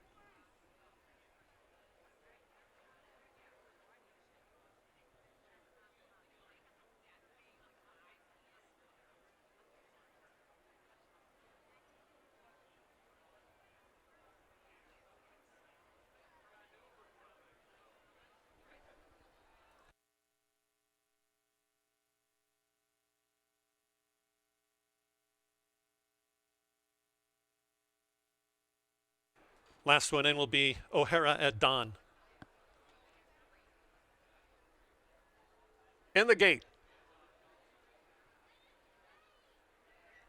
And they're off. Good beginning in the center for Crazy Like Beth. Got the front. It's just squeezing by. Now goes boldly up to the top. On the far outside, Bell in the Temple is gaining good ground after getting away from the gate in good order. It's La Rose Blanche in third. Then well back to a wall of runners. Lady Artist nearest us. Gaining up on the inside is Holly Springs trying to get loose. In the yellow cap is Dark Diamond, who's flashing pace. On the top side is Tiny Tot Queen. O'Hara at Dawn has to make up about a dozen lengths. And falling back is Lady Artist by about 15 off. It's just squeezing by. La Rose Blanche on its inside. On the outside is Bell in the Temple. Here comes a looping move. On the grandstand side, the Tiny Tot Queen. These are the top 4 in deep stretch. Flying down the center from far back is O'Hara at Dawn. Going to the fence is just squeezing by, and just squeezing by rolls away and will win the 7th and final. Good second for Bell in the Temple. Lasting for third was La Rose Blanche, and out of it late and onto the wire in fourth was Rather Late.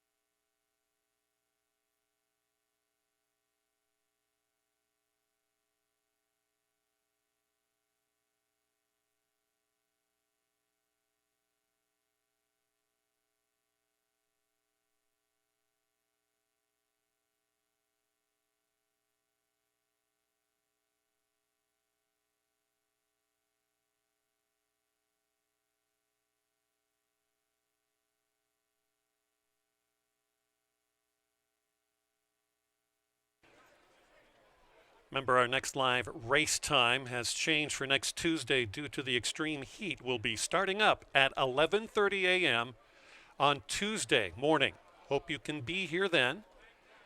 We'll be back to our regular start time a week from today at 1:30.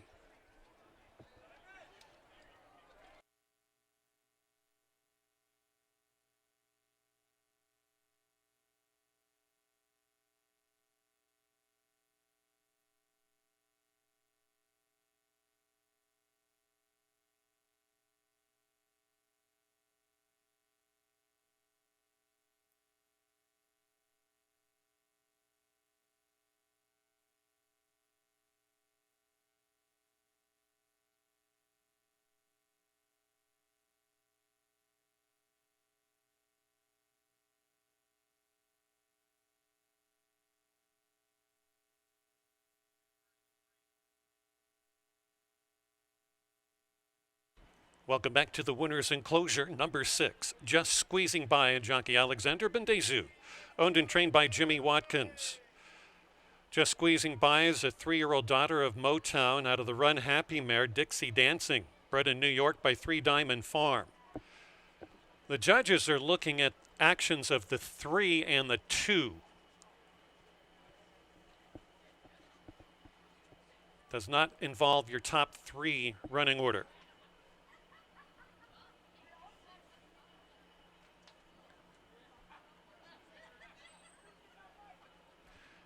Running time for Just Squeezing By, 5 1/2 furlongs, a minute 6 3/5 of a second. Again, writer's objection. 3 versus 2.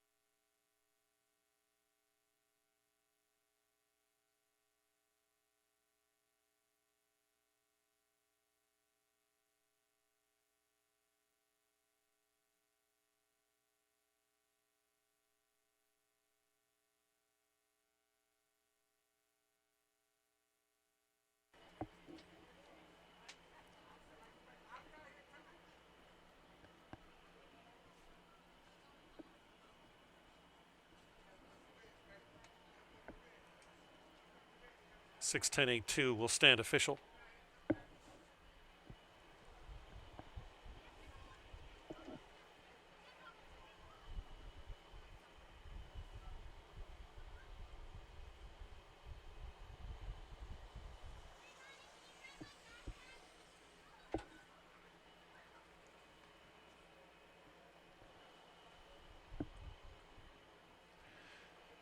Here are your final race payoff.